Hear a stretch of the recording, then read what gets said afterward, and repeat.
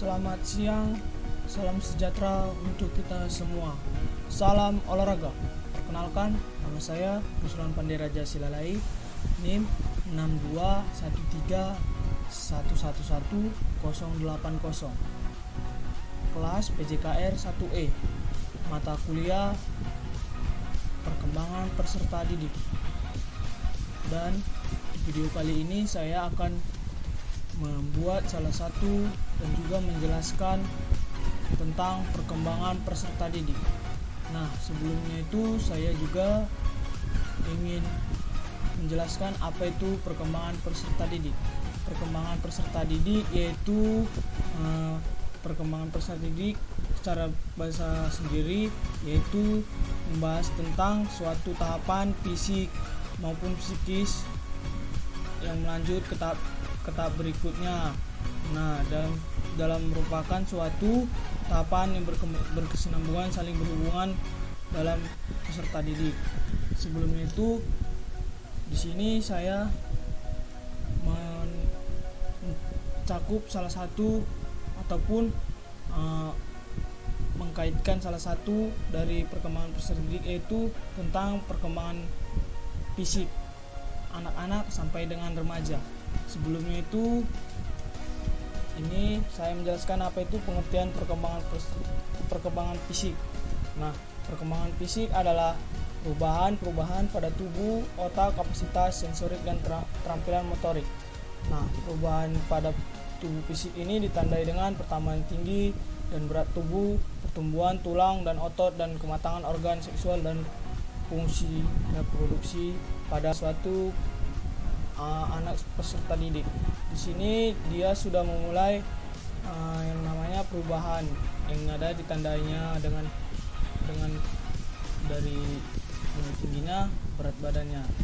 Nah, di sini juga berkembang juga tulang dan otot dan juga kematangan pada organnya. Nah, perkembangan fisik menurut para ahlinya, menurut Seifert dan Hobnow tahun 1994, perkembangan fisik meliputi perubahan-perubahan dalam tubuh seperti pertumbuhan pada otak yang ada di sistem saraf dan juga organ-organ indrawi, dan juga pertambahan tinggi dan juga berat badan, dan juga menyangkut hormon serta lain-lain. Nah, perubahan-perubahan ada dalam individu menggunakan tubuhnya, serta perubahan dalam kemampuan fisik bagi anak-anak sekolah dasar ataupun SD. Perkembangan fisik ini hal yang sangat penting ya. Nah, karena ini akan mempengaruhi pada perilaku mereka sehari-hari, termasuk perilaku belajarnya. Nah, pada usianya yang 7 sampai dengan 12 tahun, perkembangan fisik relatif lebih lambat dan konsisten. Nah, Sheldon, menurut Sheldon, ahli dalam Hurhok tahun 1980, mengemukakan ada 3 kemungkinan bentuk primer tubuh siswa sekolah dasar, yaitu endomorf ya, yang dijelaskan bahwa tampak dari luar berbadan besar, dan yang kedua mesomorf yang kelihatan kokoh, kuat dan kekar, dan ektomorf yang tampak jangkung, dada pipi lemah dan seperti tak berotot. Nah, di sini 3 kemungkinan bentuk primer anak peserta didik.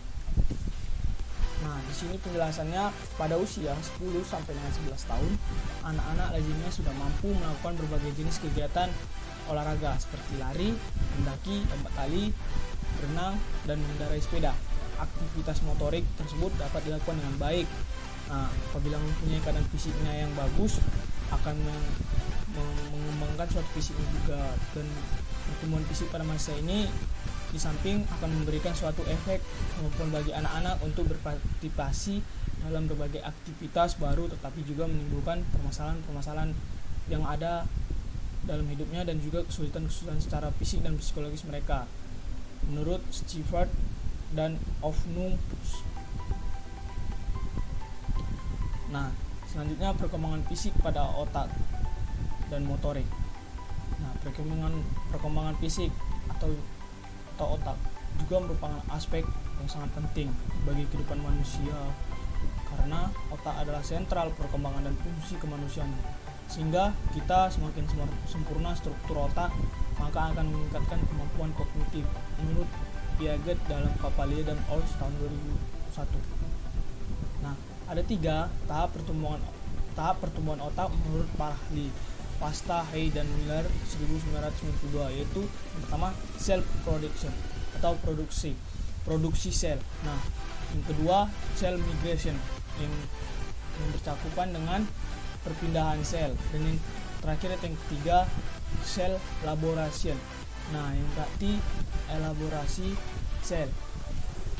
Selanjutnya yaitu perkembangan fisik ataupun motorik, meliputi pada motorik kasar dan juga motorik halus. Nah, perkembangan fisik motorik kasar ini cakup pada proses kematangan anak, yang karena proses kematangannya tiap anak itu berbeda, maka laju ataupun suatu perkembangannya itu sangat berbeda dengan anak yang lainnya.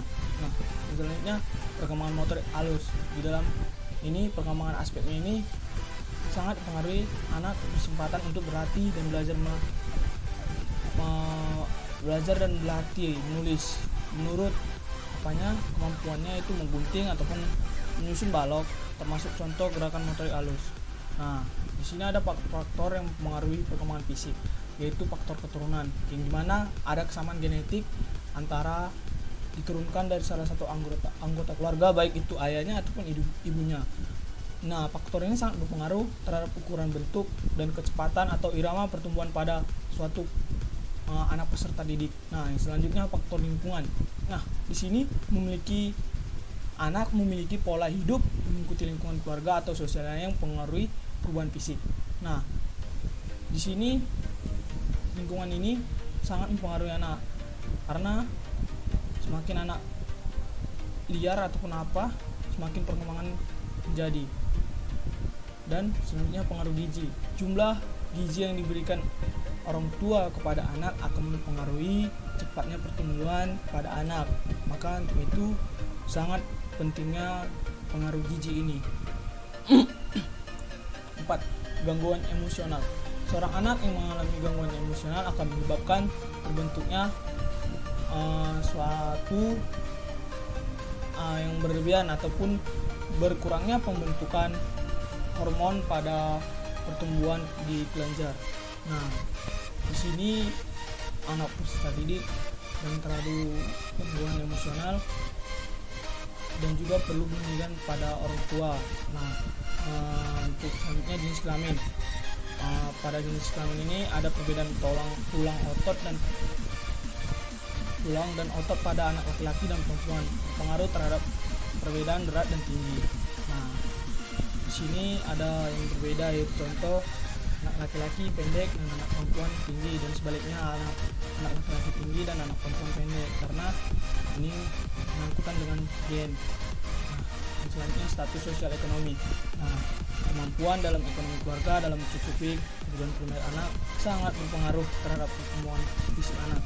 Karena juga di sini penelitian mengatakan bahwa anak-anak yang berasal dari keluarga yang status ekonomi yang tinggi, pertumbuhannya akan cepat dibandingkan dengan anak-anak keluarga status ekonomi rendah. 7. Kesehatan. Kurangnya perawatan kesehatan anak akan menyebabkan anak tersebut mudah terserang penyakit. Nah, anak yang jarang sakit biasanya akan memiliki tubuh yang lebih berat daripada anak yang lebih sering sakit. Nah, yang selanjutnya aktivitas fisik ataupun juga latihan fisik sangat berpengaruh terhadap perkembangan, bahkan terhadap pertumbuhan. Agar terjadinya pertumbuhan yang normal diperlukan aktivitas fisik dan intensitas yang cukup. Pengaruh terjadi adalah pada tulang dan otot. Nah, 9. Pengaruh bentuk tubuh, yang berarti mesomorf, yaitu kekar ataupun berat, dan selanjutnya ektomorf, kurus ataupun bertulang panjang, dan C. endomorf, gemuk dan berat. Nah, bentuk tubuh di atas sangat mempengaruhi besar kecilnya suatu perkembangan anak.